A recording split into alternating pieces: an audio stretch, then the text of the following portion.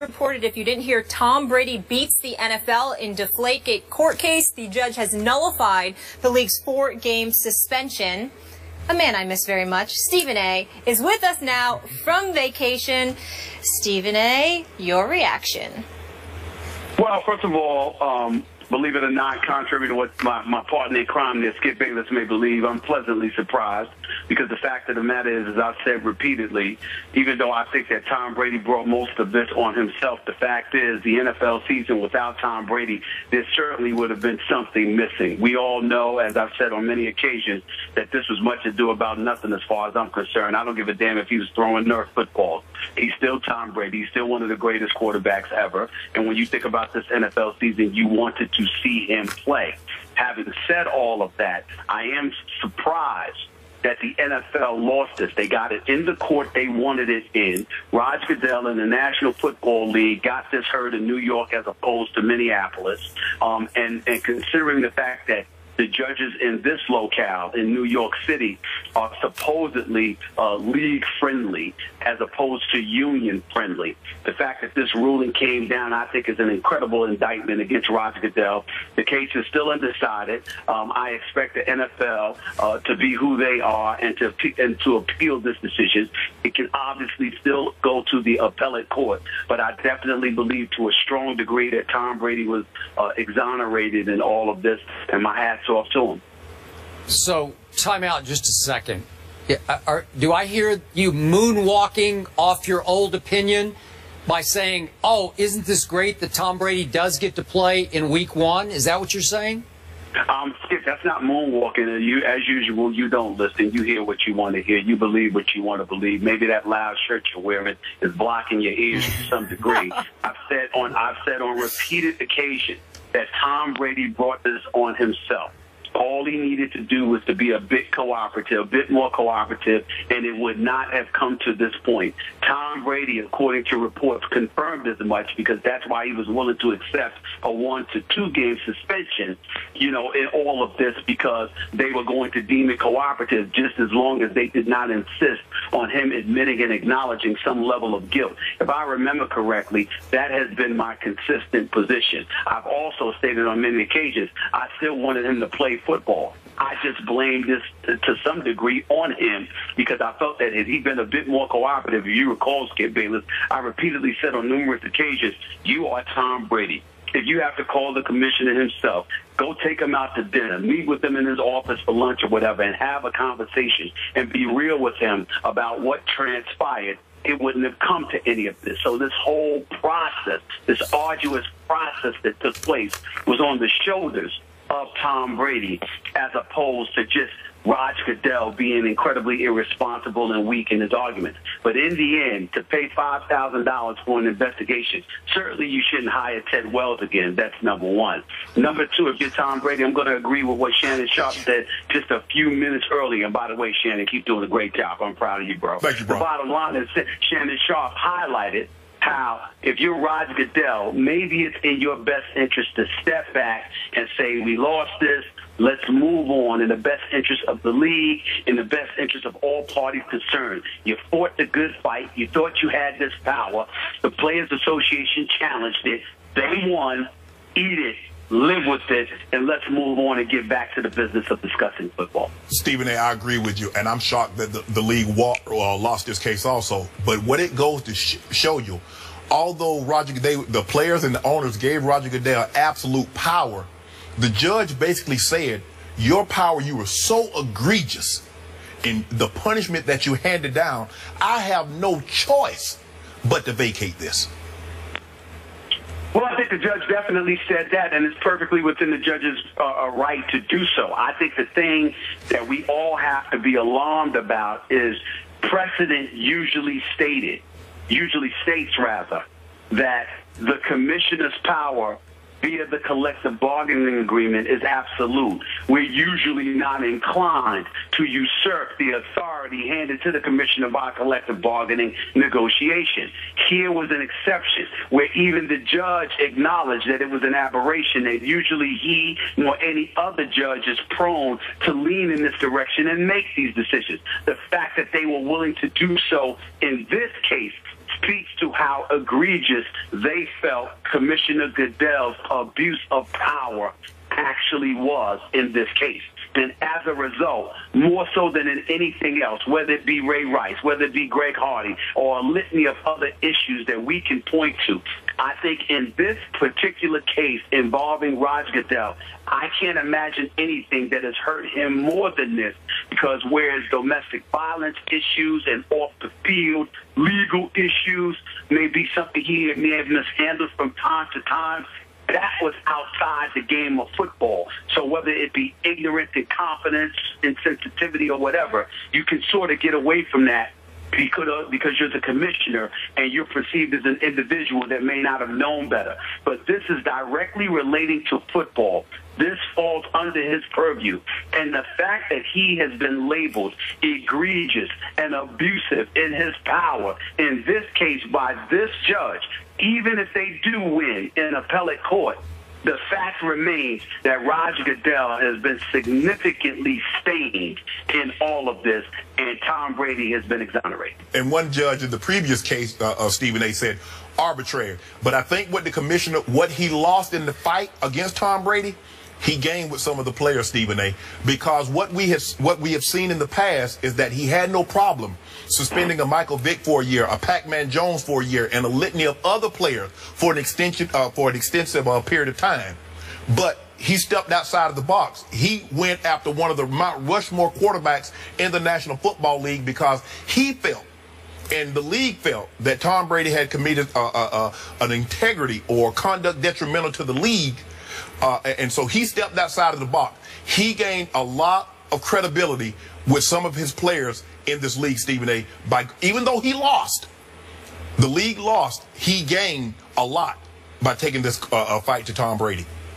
Well, I will say this to you. You can look at it that way, Shannon. I'm not sure I agree with that.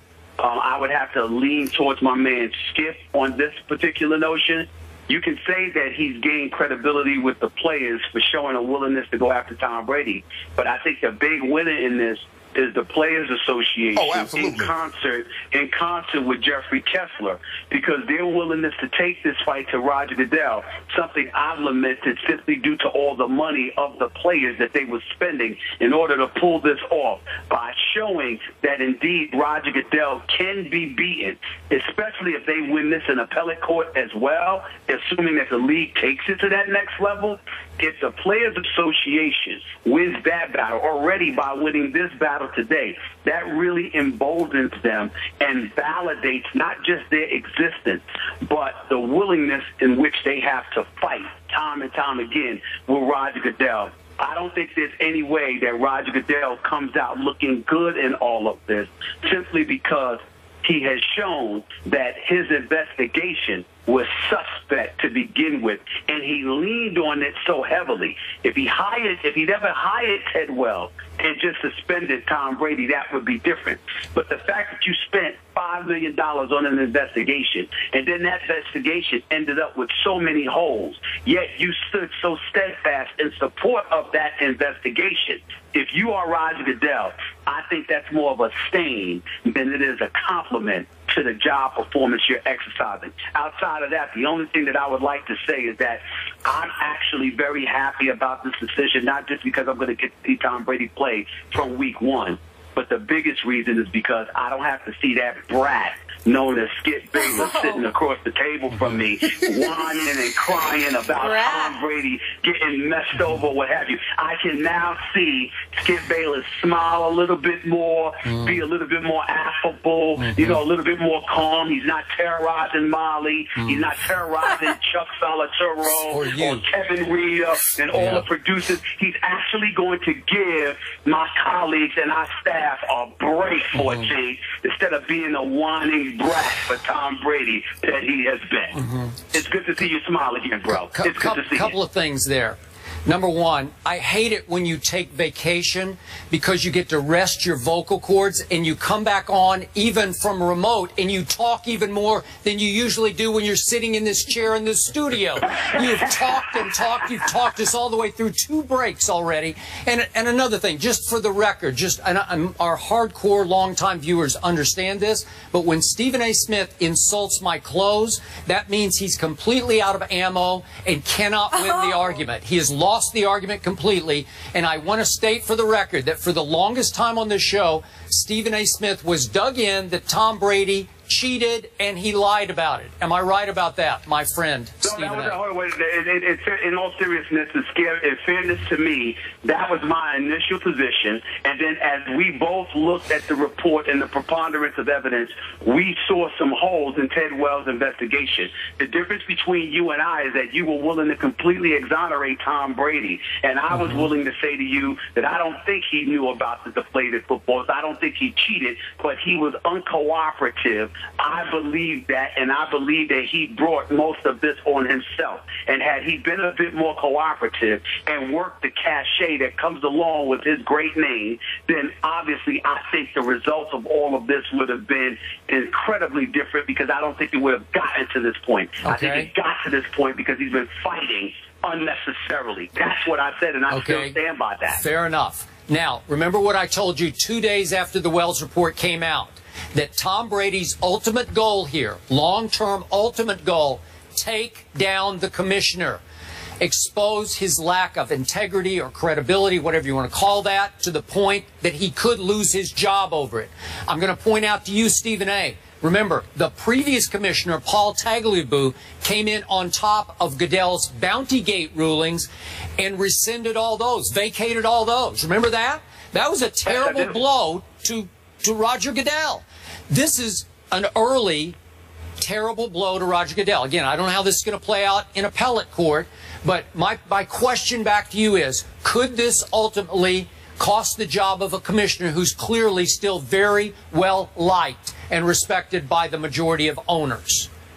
That all depends on whether or not this impacts the respectability that the NFL brand has to Joe Public and how much money it could inevitably cost them. I don't think either situation is going to reap any fruit, and as a result, I think Roger Goodell is safe. I do believe that this hurts him in terms of him exercising his power. I do believe that for future reference, owners, his bosses, will step up and say, you know what, that ain't worth the fight, that ain't worth the battle, we need you to chill on this because you saw what happened in times past. I don't believe, however, this equates to Bountygate. If you recall, during Bountygate, Skip, a lot of what influenced the commissioner's decision at the time was having Greg Williams, the former defensive coordinator, dead to rights, and Coach Sean Payton presumably lying to Roger Goodell's face. So those things emboldened Roger Goodell to make the decisions that he made. And even though Paul Tagliabue came to a different conclusion, we could sort of understand why Roger Goodell jumped to the conclusions that he jumped to in light of Greg Williams and Sean Payton. In this particular instance, all he had was the Ted Wells investigation, an investigation that the league paid $5 million for. So I think this is far more incriminating to the reputation and to the respectability of Roger Goodell than Bountygate. Okay, one last quick point. I have a confession to make publicly. I miss you. Aww. I miss you, man. Well, listen, man. Come on now. First of all, I miss my boy too. I always take off right before the football season starts because after that, there ain't no days off. So I know you miss me. I miss you too. I even miss those loud outfits you're wearing. But in the end, always remember this, Skip. It's just a vacation. I shall return. You better. And Molly, you know I miss you. And Shannon, I love you, bro. You know that. Appreciate it. And the thing is, Skip, what I want to say, it doesn't matter what you think. When I was in college, my criminal law professor said, son, it's not what you think. It's what can you prove. And looking at from the commissioner's point of it, okay, he thought he had Tom Brady. He thought he had enough probable cause, more probable than not, generally aware. whatever that standard is in civil that he was using. But the judge says, you can't prove this. No direct evidence. And that's so either they're going to have to adopt a new standard where probable cause, where the civil, where more probable than not, unless they have a smoking gun, definitive proof, because this standard, clearly the judge have frowned upon it.